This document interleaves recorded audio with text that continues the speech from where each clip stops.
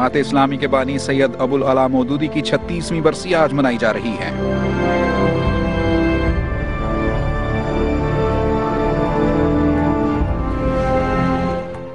تو سب سے پہلے بات کرتے ہیں پاک فوج میں ہونے والی اہم پروموشنز کا، اور اس سلسلے میں شامی صاحب جن 4 جرنیلوں کی پروموشن ہوئی اس میں لیفٹیننٹ جنرل عامر ریاض صاحب ہیں، یہ نئے سدرن کمانڈ ہوں گے کمانڈر۔ لیفٹیننٹ جنرل صادق علی صاحب ہیں، یہ کور کمانڈر لاہور ہوں گے، اور لیفٹیننٹ جنرل عمر فاروق دورانی صاحب ہیں۔ لیکن خاص پروموشن جو ہے وہ جو اہم ثابت ہوئی وہ لیفٹیننٹ جنرل عاصم سلیم باجوہ صاحب کی ہے، جو اب بطور ڈی جی ISPR کام کریں گے، اور پہلی بار ایسا ہوگا کہ ایک لیفٹیننٹ جنرل جو ہے ISPR کو ہیڈ کریں گے۔ دیکھیں یہ جو ریٹائرمنٹس ہوئی ہیں جن جنرلز کی، ان کی جگہ پروموشن تو ہونی تھی، اور اس میں تمام لوگ جن کی ترقی ہوئی ہے ان کو مبارکباد پیش کی جانی چاہیے۔ وہ سبھی پاکستان فوج کے قابل قدر جرنیل ہیں، اس بڑے منصب پر پہنچے ہیں، تو ظاہر ہے کہ پورا مسلسل ان کا کیریئر ہے، اور پاکستانی فوج میں ایک میرٹ پر ترقی ہوتی ہے، میرٹ پر تقرری ہوتی ہے، اور اگرچہ کہ آرمی چیف کے پاس یہ اختیار ہوتا ہے کہ وہ اپنے بورڈ کی سفارشات کو رد کر دے یا کسی بات پروموشن بورڈ کی ٹھیک، اور لیکن بہت غیر معمولی حالات میں یہ حق استعمال کیا جاتا ہے، یہ اختیار استعمال کیا جاتا ہے۔ یہ جنرل ضیاء الحق کے دور میں یہ اختیار استعمال ہوا، میرا خیال جنرل اختر عبد الرحمان کے معاملے میں، جو ڈی جی ایس آئی بھی رہے بعد میں، پھر جن کو فاتح افغانستان کہا جاتا ہے، یعنی افغانستان کی لڑائی جو ہے اس کی ترتیب کی ان کی زیر کمان ISI جو تھی، اس نے یہ لڑائی جو تھی وہ لڑی، اور اس کے بعد اور بھی ایک آدھ ایسی صورت ہے، اور پھر خود جنرل پرویز مشرف صاحب کے دور میں بھی ایسا ہوا، اور یہ جو لیفٹیننٹ جنرل کے عہدے پر ترقی ہے، یہ میرا خیال کور کمانڈر سارے جو ہیں وہ لیفٹیننٹ جنرل سی وہ اس کا بورڈ ہوتے ہیں، اور ان کی سفارش پر یا ان کے فیصلے پر یہ ترقی ہوتی ہے، اگرچہ کہ آرمی چیف کو کسی بھی سفارش کو رد کرنے کا اختیار ہوتا ہے، کیونکہ آرمی چیف کے پاس پاکستان میں بڑی ایک فائنل اتھارٹی ہے، اور حرف آخر جو ہے اس کا کہا ہوتا ہے۔ اسی وجہ سے ڈسپلن بھی پاکستانی فوج کا مثالی ہے، یعنی چوچراں کی کوئی گنجائش نہیں ہوتی، مجال نہیں ہوتی۔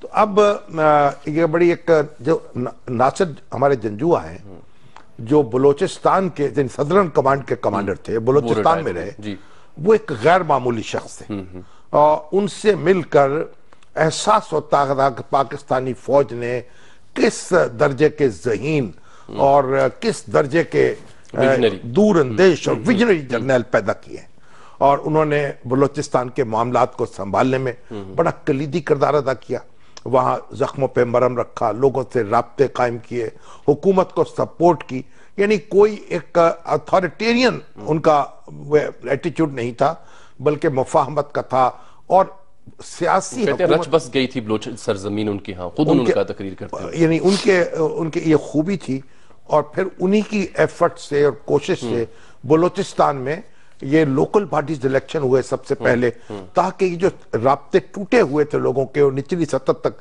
موجود نہیں تھے ایسے لوگ جو حکومت کے اور عوام کے درمیان کوئی پل کا کام دے سکتے، انہوں نے کہا یہ پل جلد سے جلد تعمیر ہونے چاہیے۔ تو مالک صاحب جو ہیں ان کے درمیان جو وزیر اعلیٰ ہیں اور ناصر جنجوہ صاحب کے درمیان ایک مثالی ریلیشن شپ رہی، اور 2-3 دفعہ مجھے وہاں بلوچستان جانے کا اتفاق ہوا اخبار نویسوں کے ڈیلیگیشنز کے ساتھ، اور ان سے ملاقات کا اور ان کی بریفنگ میں شرکت کا، کئی گھنٹے انہوں نے بے تکان لوگوں کے سوالوں کے جواب دیے، تلخ سے تلخ سوال کا سامنا کیا، اور حقیقت الواضح کی، بہت ایک متاثر کن بلکہ مسحور کن شخصیت کے مالک ہیں، اور کوئی ایسی صورت ضرور ہونی چاہیے کہ ان کی جو خدمات ہیں یا ان کی جو ذہانت ہے اس سے استفادہ جو ہے وہ جاری رکھا جائے کوئی حکومتی سطح پر، اور ان کی سوچ جو ہے، باقی تو پھر کاروبار مملکت ہوتا ہے۔ ریٹائرمنٹ کے فی الفور 2 سال جو ہوتے ہیں، 2 سال تو دیکھیں نا، وہ تو سیاست میں حصہ لینے کے لیے ہوتے ہیں نا، سیاست میں حصہ نہیں لے سکتے 2 سال تک، لیکن اگر کوئی حکومت کوئی ذمہ داری چاہے یا ان سے کوئی مشاورت کا اہتمام کرنا چاہے تو وہ کر سکتی، ٹھیک، اس کی پاسبلٹیز ہوتی ہیں۔ اور ایک بڑے غیر معمولی شخص ہمارے ہیں میجر جنرل جو تھے آصم سلیم باجوہ، آپ تو لیفٹیننٹ جنرل ہو گئے، اب وہ لیفٹیننٹ جنرل ہو چکے، اور پہلی بار انٹر سروسز پبلک ریلیشنز جو ہے اس کی سربراہی ایک لیفٹیننٹ جنرل کے ہاتھ میں آئی، بالکل ٹھیک، یعنی ان کے پاس وہ کور کمانڈر نہیں ہوں گے، عام طور پر ہوتا ہے کہ جب لیفٹیننٹ جنرل آپ ہوتے ہیں یوزلی کور کمانڈر کی تعینات، کور کمانڈر ہو جاتے، ضروری لازم نہیں ہوتا، لیکن انہوں نے آئی ایس پی آر کو جس طریقے سے ڈیولپ کیا ہے، ایک خود ایک اس کو کور کی شکل دے دی، وہ میڈیا کور ہے سمجھے پاکستان کی فوج کی، اور آصم سلیم باجوہ صاحب جو ہیں انہوں نے یہ جو آپریشن ضرب عزم میں اور دہشت گردوں یہ سوات میں رہے ہیں خود محاذ جنگ پر بھی، اور پھر انہوں نے جس طریقے سے آرگنائز کیا ہے اور جس طرح مہم چلائی ہے، جس طرح رائے عامہ کو ہموار کیا ہے، تو یہ اپنی مثال آپ ہے، یعنی کسی بھی ایونٹ میں جنرل صاحب کے ٹویٹ کی صورت میں جو فوج کا افیشل موقف سامنے آ جاتا ہے، یہ معلوم ہوتا تھا کہ ایک یہ جو میڈیا کا محاذ ہے اس میں تو یقیناً انہوں نے ایک اکیلے شخص نے ایک میں سمجھتا ہوں کہ بڑے یا سمجھئے ڈویژن کا مطلب کام کیا ہے، بلکہ کورٹ کا کام کیا ہے، اور ہمیں بڑی خوشی ہے کہ ان کی جو خدمات ہیں وہ پاک فوج کو حاصل رہیں گی اور وہ اپنا کردار ادا کرتے رہیں گے۔ ایک زمانے میں آئی ایس پی آر جو ہے اس کی سربراہی کرنل کے پاس ہوتی تھی، یا بریگیڈیئر بھی کچھ عرصے کرنل، پہلے کرنل جب 65 کی جنگ ہوئی تو ہمارے بہت سینئر جرنلسٹ تھے، پاکستان ٹائمز کے ایڈیٹر رہے، تحریک پاکستان کے بڑے نامور کردار ہیں، قائد اعظم پر کتاب لکھی پہلی مائی لیڈر، اور ایک بڑے پرجوش اور بڑے میرا تو قریبی تعلق تھا جڈ سولاری صاحب سے، بڑے دھڑلے کے آدمی، اس وقت انہوں نے ان کو کرنل بنایا گیا، لیفٹیننٹ کرنل، اور وردی پہن کے باقاعدہ اعزازی طور پر وہ بیٹھے اور آئی ایس پی آر کی ذمہ داری سنبھالی 65 کی جنگ۔ اس کے بعد پھر 65 کی جنگ میں بڑے مشہور اور بڑے معروف اور بڑے ممتاز لوگ اس کے سربراہ رہے، ایک بریگیڈیئر اے آر صدیقی ہوتے تھے، پھر بریگیڈیئر ٹی ایچ صدیقی ہوتے تھے، اور پھر بریگیڈیئر ہمارے جو صدیق سالک تھے، اور صدیق سالک تو پھر جنرل ضیاء الحق کے ساتھ ہی میرا خیال اس دنیا سے رخصت ہوئے، اور حادثہ بہاولپور میں، اور جو ہمارے ٹی ایچ صدیقی ہیں وہ بھی بڑے طویل عرصے تک رہے آئی ایس پی آر کے سربراہ، اور بڑی میری قریبی تعلق اور دوستی تھی ان سے، بڑی یادیں وابستہ ہیں ان سے، بڑے واقعات ہیں جائیہ خان کے اور دوسروں کے اور ضیاء الحق کے، تو وہ روداد آپ سے پھر کبھی اور کسی نشست میں آپ سے ہم سنیں گے۔ آصم سلیم باجوہ صاحب جو ہیں ان کو یہ مبارک ہو، اور آئی ایس پی آر کو ان کا وجود بھی مبارک ہو۔ ٹھیک ہے جی، ہماری طرف سے مبارکباد ان کو، اور آپ سے ناظرین ملتے ہیں ایک بریک کے بعد، اور پھر ذکر کریں گے حلقہ این 122 کا۔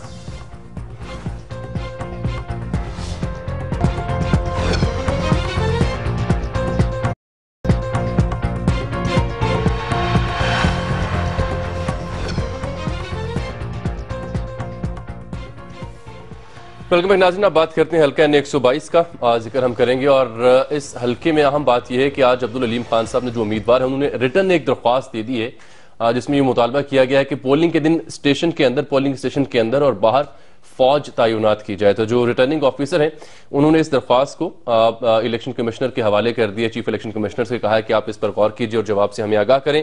اور پاکستان تحریک انصاف کی ایک اور درخواست تھی جو لاہور ہائی کورٹ میں انہوں نے جمع کرائی تھی کہ ضمنی انتخاب میں انتخابی مہم چلانے سے جو روکا جا رہا ہے الیکشن کمیشن کی جانب سے، وہ خلاف ورزی ہے آئین کی، اس پر ہمیں اجازت دی جائے۔ تو وہ درخواست بھی سماعت کے لیے منظور کر لی گئی ہے۔ اور تیسرا اہم ایشو یہ کہ الیکشن کمیشن آف پاکستان نے نوٹس لیا ہے وزیر اعظم کے کسان پیکج کا بھی۔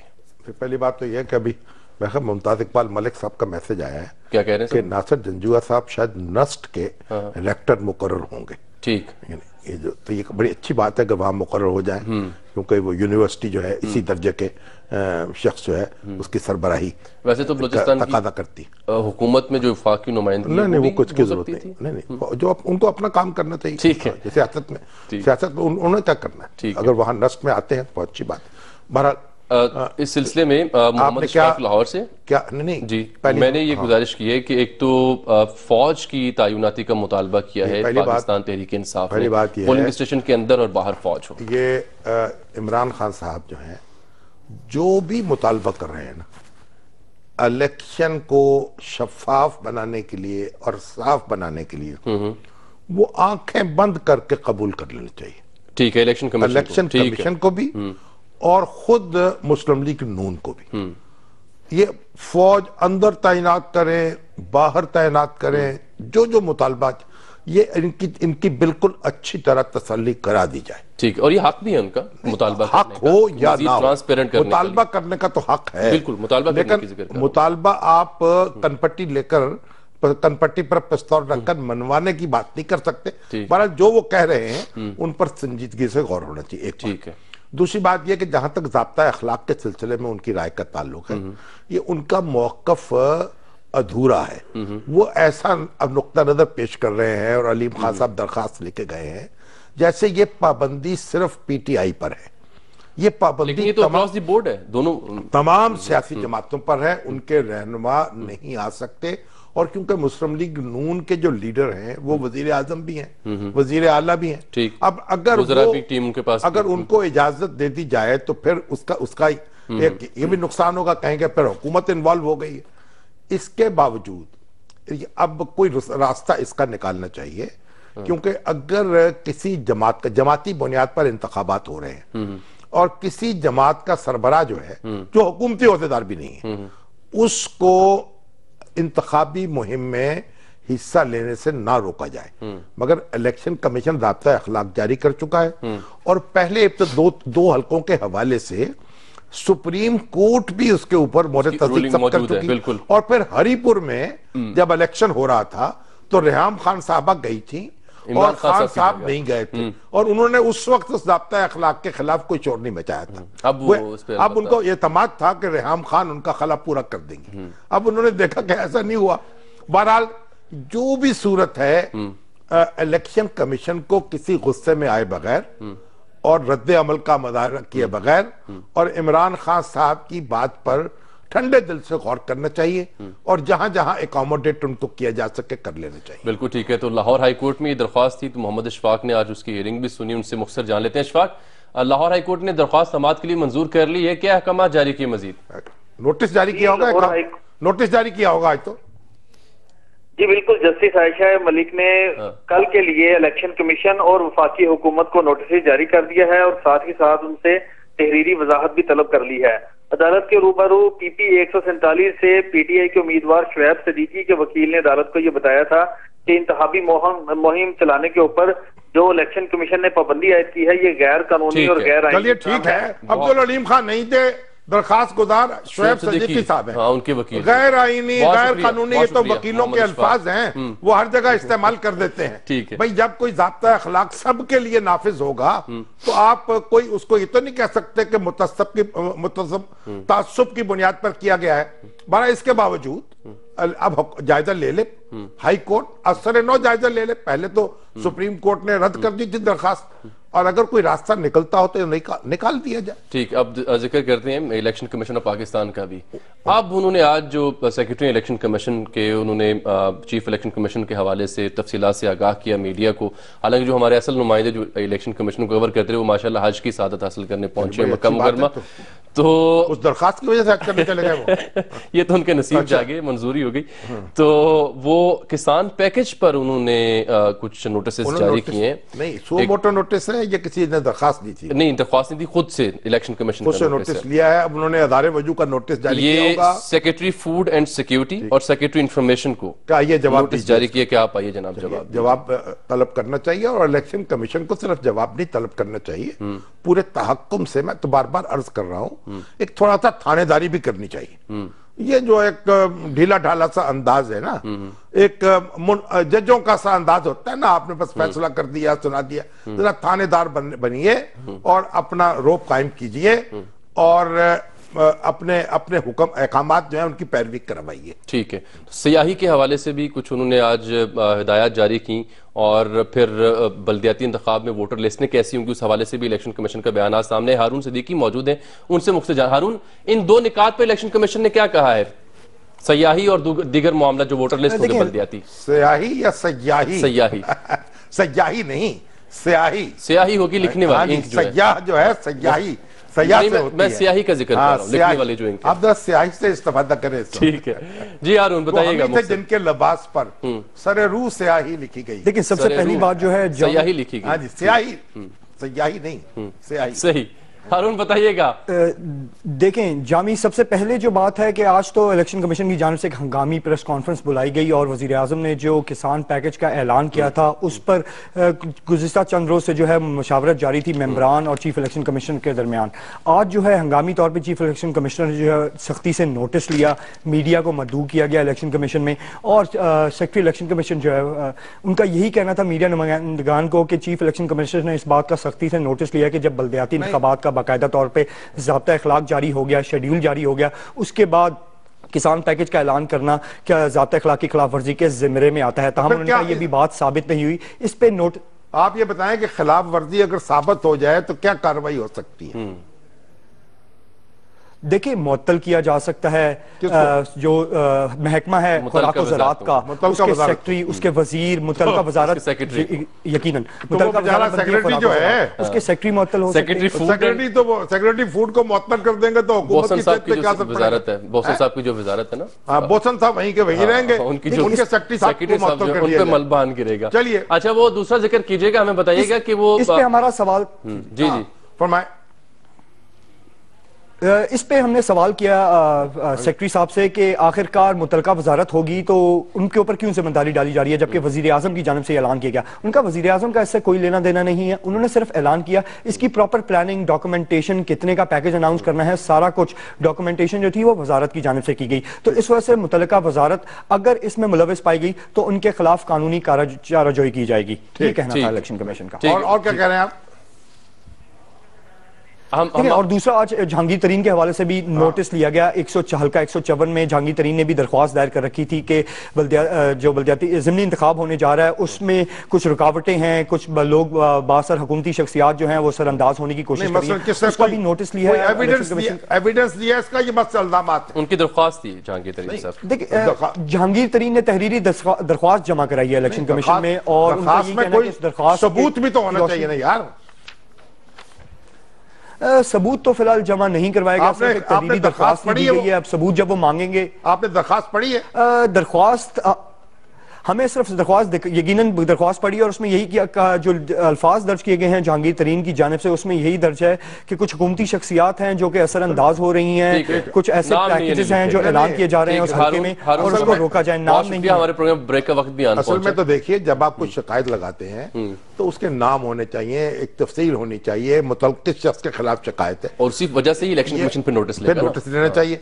अब इस तरह की दरखास्त जो है एक अमूमी नौयत की, ये बस सियासतदानों के मसाइल हैं। वो जो बीच में नुक्ता रह गया था वो ये था कि उन्होंने कहा जो आम स्याही है वो इस्तेमाल की जाएगी, मकनतीसी नहीं इस्तेमाल की जाएगी, उससे बजट बढ़ जाएगा। और दूसरी बात ये थी कि जो बल्दियाती इंतखाब होंगे उसमें जो वोटर लिस्ट होगी वो तस्वीर के साथ होगी ताकि उसमें कम से कम मार्जिन रहे। वोटर लिस्ट में तो पहले भी तस्वीरें मौजूद थी बल्दियाती लिस्टों को नहीं थोड़ी बन जानी है, लिस्टें तो वही है ना, तो तस्वीरें तो पहले भी मौजूद थी। चलिए एक दफा और शौक दोबारा उन्होंने इसको रिट्रीट किया। अभी वक्त है नाज़रीन प्रोग्राम में एक ब्रेक का, मिलते हैं आपसे ब्रेक के बाद।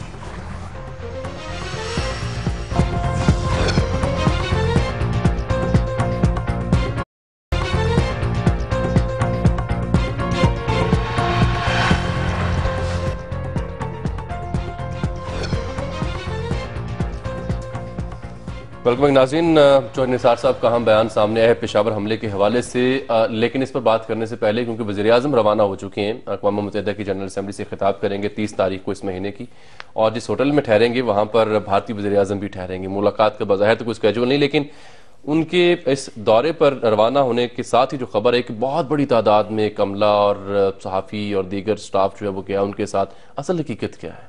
देखें, असल में बात यह है कि एक हम कुछ तो हमारे हुक्मरान जो हैं वो भी लापरवाह हो गए और कुछ हम भी माशाल्लाह हाथ छोड़ बैठे हैं बगैर तस्दीक के चौके छिक्के लगाने, क्योंकि पूछने वाला है गूगल जर्नलिज्म। हाँ, कोई डेफेमेशन का मुकदमा नहीं करता, कोई शिकायत नहीं करता और कोई परवाह नहीं करता, इसलिए जो चाहे अब हम बयान जारी फरमा सकते हैं।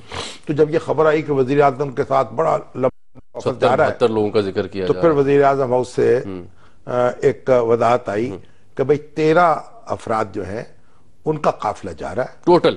हाँ जी, अच्छा, उसमें अब 3 वजीर हैं, कुछ उनकी सिक्योरिटी के लोग हैं, पर्सनल लोग हैं, फैमिली के मेंबर होंगे, बेगम साहबा होंगी, एक आध और होगा। और इस तरीके से اب 13 ارکان کی بات وہ کر رہے ہیں. اب میڈیا کے لوگ جو ہیں پہلے تو یہ ہوتا تھا جہاز لے کے جاتے تھے میڈیا کے لوگ بھی ساتھ سوار ہوتے تھے. اب وہ میڈیا کے جو ہمارے بھائی ہیں وہ الگ سے جائیں گے صحیح اور وہ اپنا الگ سفر کریں گے اور وہاں ان سے ملاقات کریں گے, وزیر اعظم سے دیکھیں گے ان کی تقریر. ہمارے عثمان شامی صاحب جو ہیں وہ بھی کل صبح روانہ ہو جائیں گے. اور دیکھیے اب ہوتا کیا, یہ ایک زمانہ تھا 2 3 4 آدمی جو تھے وہ داتے دور پہ لیاقت علی خان گئے, ان کی بیگم تھی, لیاقت علی خان تھے, 2 3 آدمی پرسنل سٹاف ہوگا ساتھ. یہ بھٹو ایوب خان گئے تو ایوب خان صاحب تھے, ان کی بیٹی تھی, ان کی جو بیگم تھی وہ سفر نہیں کرتی تھی ان کے ساتھ, پردہ نشین تھی, تو ان کی بیٹی سفر کرتی تھی اور وہ تھی. 2 آدمی اور ہوں گے, 3 آدمی اور ہوں گے. یہ جو جہاز بھر کر لے جانے کا رواج جو ہے تو بھٹو صاحب نے شروع کیا اور اب پھر اس کے بعد چلن ہو گیا. ابھی تو آپ دیکھیے اس دن ٹپ کا معاملہ ہوا, صدر مملکت کی جو 61 لاکھ آپ ان کی ٹپ کی بات کر رہے تھے تو میں نے ہنس کے بات ٹال دی. افغانستان اب میرے خلاف جناب سوشل میڈیا میں کہا یہ تو سٹیٹس کو کا بڑا حامی ہے. بھائی سٹیٹس بڑی تنقید ہوئی تھی. اب ہوا کیا, ہوا یہ کہ جو ایم ایس صاحب ہیں وہاں کے وہ جا رہے تھے حساب کتاب دے رہے تھے اپنا. ٹھیک. اب انہوں نے جو حساب کتاب تھا انہوں نے یہ لکھ دیا اتنے پیسے ٹپ دی گئی. ٹھیک. اب وہ ایسے جیسے کہ ہمارے ایک بڑے لیڈر تھے کانگریس کے پاکستان بننے سے پہلے, ان کو کچھ بھیجا انہوں نے الیکشن میں خرچہ کرنے کے 10,000 روپے. اب انہوں نے اس کے بعد حساب بھیجیے, کانگریس کے بیٹی نے کہا. تو اب وہ کہا حساب کیسے بھیجے ہیں, اتنا پوسٹر چھپوایا 1,000 روپیہ, یہ کام کیا 200 روپیہ, 2,000 خرچہ ہو گیا. اب 8,000 کا کیا کریں, تو انہوں نے حساب بھیجے 8,000 روپیہ لیوی لگوائی. کیونکہ یہ پوسٹروں کے پیچھے لیوی لگتی تھی نا, اس تو لگتے چپکتے تھے وہ دیواروں پر, تو 8,000 لیوی کے مد میں چلا گیا. تو وہ لیوی مد میں چلے گیا. اب صدر مملکت جو ہے ان کے فرشتوں کو خبر کہ کتنی جناب آئندہ سے اب میرا خیال ہے صدر مملکت جو ہے اب محتاط ہوں گے, پیسے گن کے ٹپ دیا کریں گے اور حساب رکھا کریں گے. مگر یہ مجھے ادھر ادھر سے میں نے جو تانک جھانک کی ہے, کچھ سنگن لگائی, اس سے مجھے اندازہ ہوا کہ ایم ایس صاحب جو تھے وہ لیوی کا حساب اس طرح دے کے چلے گئے, اس میں ٹپ میں ڈال دیا. اچھا چوہے نثار صاحب آج مخاطب ہوئے اسلام آباد میں اور میڈیا سے, اور انہوں نے پشاور حملے کے حوالے سے کچھ اہم اعلانات کیے. قمر المنور وہاں موجود تھے, ان سے ہم بات کریں. قمر السلام علیکم. وعلیکم السلام. قمر, افغانستان کے حوالے سے وزیر داخلہ نے آج جو سٹیٹمنٹ دی تھی اس کا کیا مفہوم کیا تھا, متن کیا تھا اس کا؟ جی بالکل, بڑا بھیڑ جو حملہ تھا اس حوالے سے ہی بات چیت شروع ہوئی تھی اور یہ بتایا جا رہا تھا کہ جو ان میں سے 14 دہشت گردوں میں سے 9 جو ہیں ان کی شناخت نہیں ہوئی اور جو 5 تھے ان کے تو آئی ڈی کارڈ بھی سامنے آ گئے, تو باقی جو 9 ہیں ان کا تعلق جو ہے وہ افغانستان سے بتایا جا رہا تھا. تو وہاں پر موجود جو صحافی تھے انہوں نے یہ کہا کہ کیا یہ انفلٹریشن روکی جا سکتی ہے, جس پر چودھری نثار نے یہ کہا کہ یہ بہت مشکل ہے, ڈیورنڈ لائن جو ہے یہ بہت بڑی ہے اور اس پر اگر فینس بھی لگا دیا جائے تو بہت ساری فیملیز وہاں پہ ایسی رہتی ہیں جو دن میں مطلب 30 سے 40 ہزار لوگ جو ہیں وہ روزانہ بارڈر کے اس پار اور اس پار جو ہے آتے جاتے رہتے ہیں اور اتنی زیادہ لوگ جو ہیں ان کا آمد و رفت یہاں سے لگی رہتی ہے. جبکہ انہوں نے یہ بتایا کہ یہاں پر جو موجود لوگ ہیں وہ جس وقت یہاں پر ہوتے ہیں ان کے رشتہ دار جو ہیں وہ بارڈر کے اس پار ہوتے ہیں. لوگوں نے شادیاں اس طرح کر کے کی ہوئی ہیں کہ بارڈر کے اس پار اور اس پار جو پختون فیملیز ہیں, تو اس وجہ سے وہاں سے آنا جانا جو ہے اس کو روکنا بہت مشکل ہوگا. اور دوسرا یہ اور ان کا یہ بھی کہنا تھا کہ جس طرح اس سے پہلے ہم افغانستان کی حکومت کے ساتھ جب واقعہ پہلا آسانیہ پشاور ہوا تو اسی وقت جو اس پلیٹ فارم کو جا کے استعمال کیا اور وہاں پر جا کے ان کو بتایا گیا کہ آپ کا جو ہے یہ ملک سے یہ استعمال ہوا اور وہاں سے اس کے بعد نتیجہ کیا نکلا یار, نتیجہ کیا نکلا, کہا کیا انہوں نے, کہا کیا انہوں نے کہ نتیجہ کیا نکالا, خائف بھی نہیں ہے ہم ان سے اور ہم ایکشن بھی نہیں کر سکتے اپنے ہاں کھڑے ہو کے اپنی سرزمین پر. جی بالکل, انہوں نے کہا جی ہم اپنی سرزمین پر کھڑے ہو کر ایکشن تو کر سکتے ہیں لیکن ملکی تعلقات خراب ہوں گے, اسی لیے ہم کوشش یہ کر رہے ہیں کہ پھر نتیجہ کیا نکالا. نتیجہ کوئی نہیں نکلا اس بات کا, بس یہی بات ہوئی. انہوں نے یہ کہا کہ اگر ہم یہاں سے حملہ کریں گے تو باضابطہ طور پر کہ ماسٹر مائنڈ جو ہے اس کا تعلق افغانستان سے ہے, یہ ہم آپ سے جاننا چاہ رہے تھے. جی بالکل, یہ بات ماسٹر مائنڈ کے حوالے سے اس طرح کہی گئی تھی کہ جو باقی 9 لوگ ہیں اور جس جگہ سے یہ گینگ آپریٹ ہوا تھا یہ طالبان کا ایک سب گروپ ہے جو وہاں سے آپریٹ کر رہا تھا, اسی وجہ سے وہ یہ کہا جا سکتا ہے کہ وہ سرغنہ جو تھا جو وہاں سے آپریٹ کر رہا تھا وہ افغانستان میں تھا اور اب باضابطہ طور پر جو ہے افغانستان کی حکومت کو اس حوالے سے. پہلی بات یہ سمجھیے کہ یہ جو کوئی انکشاف نہیں کیا وزیر داخلہ نے یا ہمارے یہ نوجوان رپورٹر صاحب جو ہیں, یہ دنیا کو پتا ہے یہ پورس بارڈر ہے ہمارا. پورس بارڈر کہتے ہیں مسامدار بارڈر ہے, یعنی اس کے اندر آپ وہ جیسے جالی ہے وہ, اس میں آمد و رفت آپ روک نہیں سکتے, لیکن اس کا کوئی طریقہ تو کنٹرول کا ہوتا ہے, آخر انٹری پوائنٹ ہوتے ہیں اور کوئی پرمٹ لے کے آنا پڑتا ہے, جانا پڑتا ہے. یہ ساری باتیں درست ہیں, لیکن اصل بات یہ ہے کہ جب افغانستان کی حکومت کو بھی یہ شکایت رہتی ہے جب وہاں کوئی واردات ہوتی ہے کہ پاکستان میں بیٹھے ہوئے لوگوں نے اس کو پلان کیا ہے, اور پاکستان میں جب ہوتی ہے تو پاکستان کو شکایت ہوتی ہے افغانستان کی سرزمین سے. اس کا ایک ہی حل ہے, ایک حل تو یہ ہے کہ بات چیت کے ذریعے سے معاملات کو طے کیا جائے اور یہ جو جنگجو ہیں یہ پرامن طریقے سے مسائل کو حل کرنے پر آمادہ ہو جائے. اور دوسری صورت یہ ہے کہ جو افغانستان کی اور پاکستان کی حکومتیں ہیں وہ یہ تہیہ کر لیں کہ انہوں نے اپنی سرزمین جو ہے اس کو استعمال نہیں ہونے دینا کسی پلاننگ کے لیے ایک دوسرے کے خلاف. جس نے لڑنا ہے وہ جس نے پاکستان کی فورسز سے لڑنا ہے پاکستان کی سرزمین میں آ کر یہ شوق پورا کر لے, اور جس نے افغانستان میں یہ کام کرنا ہے وہ افغانستان کی سرزمین پر یہ شوق پورا کرے, کسی بھی قیمت پر ایک دوسرے کی سرزمین استعمال نہ ہونے دی جائے. یہ کوئی آسان معاملہ نہیں ہے, لیکن اگر ارادہ کر لیا جائے تو پھر اس پر عمل ہو سکتا ہے, اور جب آپ عمل کر رہے ہوں گے تو پھر ایک دوسرے سے شکوے بھی کم پیدا ہوں گے. بالکل ٹھیک. ناظرین یہاں پروگرام میں وقت ہے ایک بریک کا, آپ سے ملتے ہیں ایک بریک کے بعد.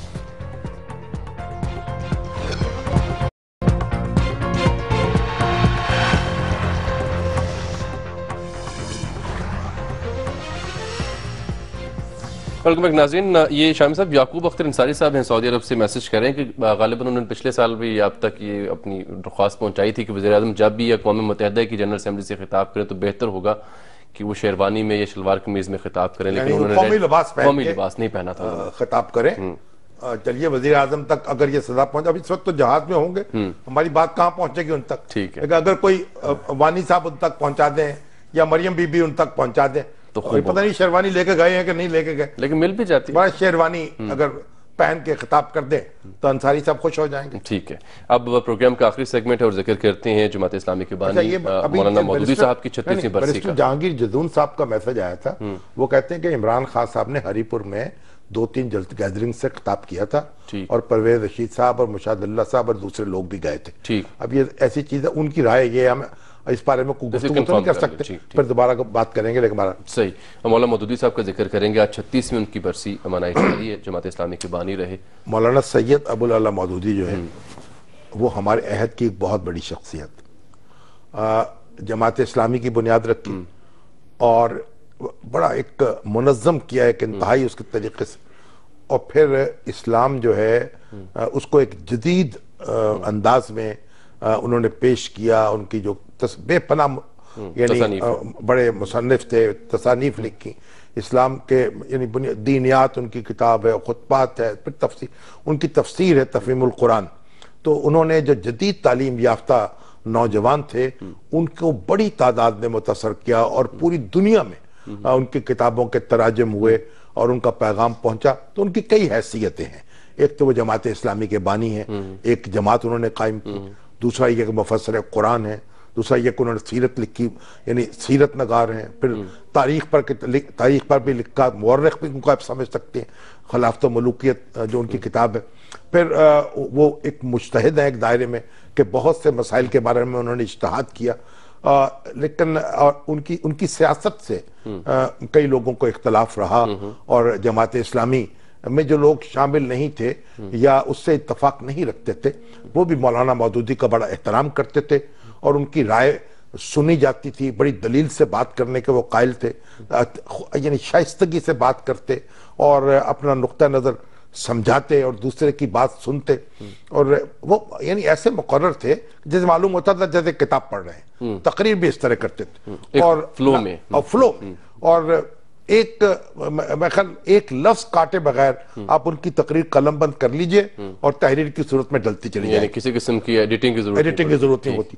تو انہوں نے پاکستان میں ایک اسلامی دستور کے لیے ایک مہم چلائی, اسلامی نظام کا ایک شعور بیدار کیا, اسلامی اقدار پر زور دیا, اور ان کی جو کنٹریبیوشن ہے کہ نئی نسل کو انہوں نے بہت بڑی تعداد میں متاثر کیا, اور اب ہم جب یہ جو ہم کئی ہمارے دوست کہتے ہیں نا اسلام کی جو رینیسنس کی یا ریوائول کی جو جدید تحریک چلی ہے، جسے اسلام ایک سیاسی طاقت کے طور پر سامنے آیا ہے، اس میں مولانا کی بہت کنٹریبیوشن ہے۔ تو یہ عمارت سے ذاتی وجوہات کی بنا پر علیحدہ ہوتی ہے؟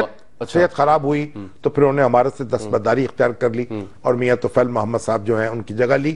دیکھیے وہ انہوں نے جو ہمارے مذہبی حلقے ہیں ان تک یہ پیغام جمہوریت پر بہت زور دیا، اور پاکستان میں جو ایوب خان کی آمریت پر انہوں نے ان کے خلاف ایک جد و جہد کی، محترمہ فاطمہ جناح کا انتخابات میں ساتھ دیا، اور سول لبرٹیز پر اور آزادی اظہار پر زور دیتے رہے، اور یہ جو نان سٹیٹ ایکٹرز ہیں ان کے ذریعے سے جہاد کرنے کے تصور کے وہ شدید مخالف تھے۔